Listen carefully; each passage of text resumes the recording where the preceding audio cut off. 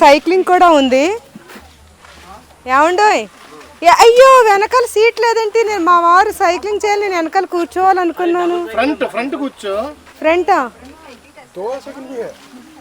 Front కూర్చోనా అండి?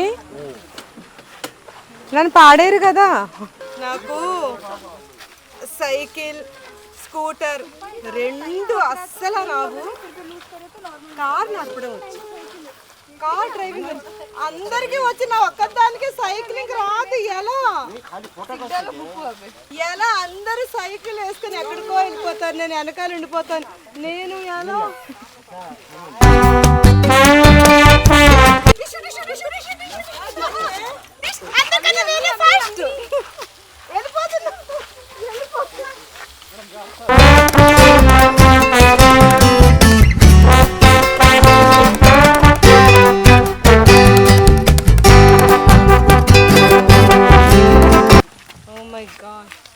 అందరూ వెళ్ళిపోతున్నారు, నాకు సైక్లింగ్ రాట్లేదే.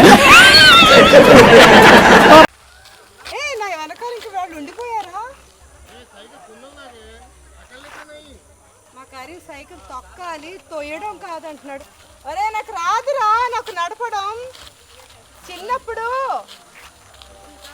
మా నాన్నగారు వాడు నేర్చుకోమంటే నేను త్యాగం చేసి మా కరీంని నేర్పించాను. కరీం, చిన్నప్పుడు నాన్న నీకు నాకు సైక్లింగ్ నేర్చుకోమంటే నేను త్యాగం చేసి నిన్ను ఆ ఛాన్స్ ఇచ్చాను.